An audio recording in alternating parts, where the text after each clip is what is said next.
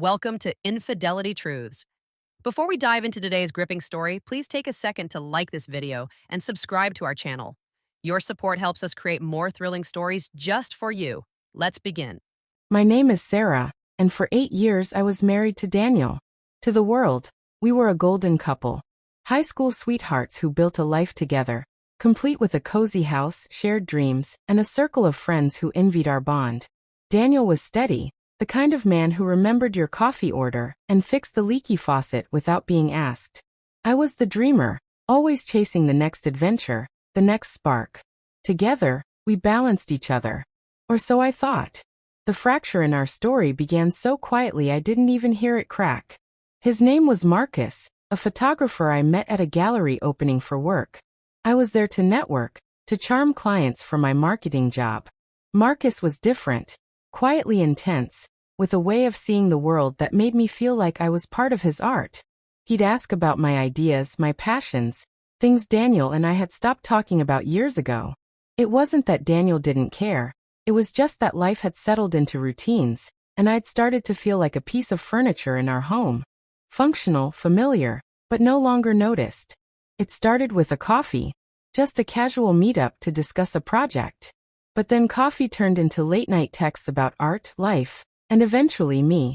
I told myself it was harmless. Daniel was busy with his own work, always staying late at the office. Marcus filled a void I hadn't realized was there. One evening, after too much wine and too little self-control, I crossed a line.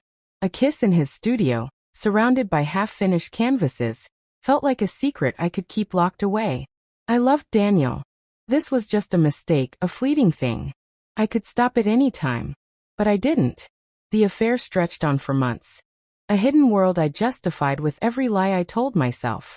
I was careful, deleting texts, keeping my stories straight, showering off Marcus's cologne before I came home. I thought I was shielding Daniel, protecting our marriage by keeping this separate. But guilt is a slow poison.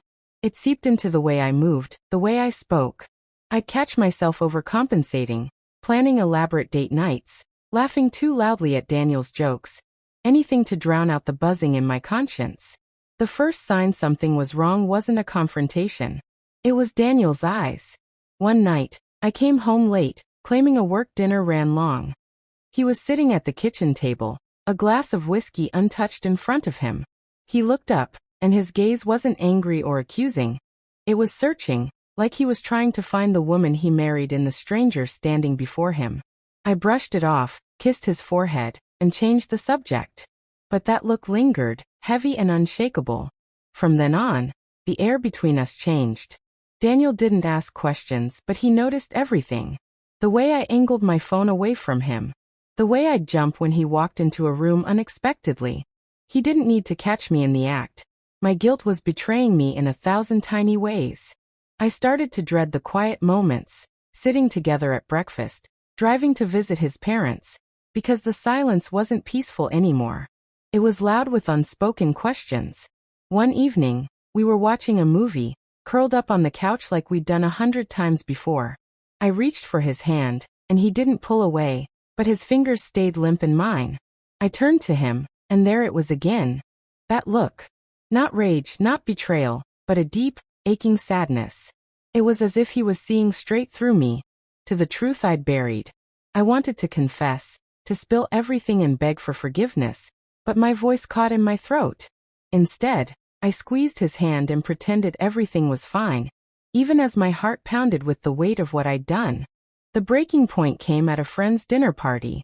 We were surrounded by laughter, clinking glasses, and easy conversation, but Daniel was quieter than usual. I caught him staring at me across the table, his eyes holding a question he didn't need to ask. Later, as we walked to the car, he stopped under a streetlight and said, "Sarah, are you happy with me?" The simplicity of it gutted me. I wanted to scream that I loved him, that I was sorry, that I'd end it with Marcus and make it right. But the words wouldn't come. The silence stretched, and in it, I saw the truth reflected in his face. He knew. I ended things with Marcus the next day. I blocked his number, deleted every trace of him, and swore I'd fix what I'd broken. But Daniel's silence grew heavier. He didn't confront me, didn't demand details. He just withdrew, like a man protecting what was left of his heart. We still shared a bed, but the space between us felt like an ocean. I'd wake up to find him staring at the ceiling, his breath uneven, and I knew he was carrying a pain I'd caused. One night, I couldn't take it anymore. I sat him down and poured out everything. The affair, the lies, the guilt. I cried until my voice gave out, begging him to yell, to fight, to do something. But he just listened, his face unreadable. When I finished, he said, "I don't know how to look at you the same way, Sarah. I keep trying, but I can't." His voice was steady, but his eyes were shattered, and that hurt worse than any accusation that we didn't split up right away. We tried counseling, date nights, anything to bridge the gap. But every time I looked at him, I saw the man I'd hurt, and he saw the woman who'd betrayed him. The love was still there, buried under the wreckage, but it wasn't enough to undo the damage.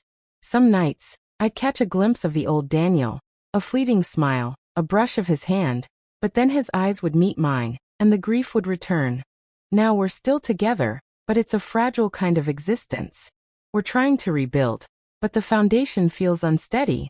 I don't know if we'll make it, or if we're just delaying the inevitable. What I do know is that the worst pain isn't in the confession or the consequences. It's in the quiet moments, when the person you love looks at you and sees a stranger. That's the weight I carry now. And it's heavier than any secret I ever kept. Thank you, my amazing subscribers.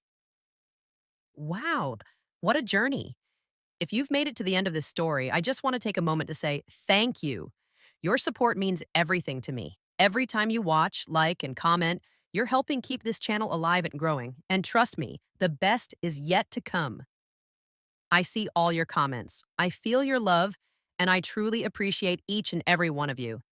If this story touched your heart, hit that like button and drop a comment below. I'd love to hear what you think.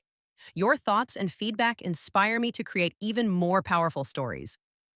And if you haven't already, subscribe and turn on that notification bell so you never miss a new upload.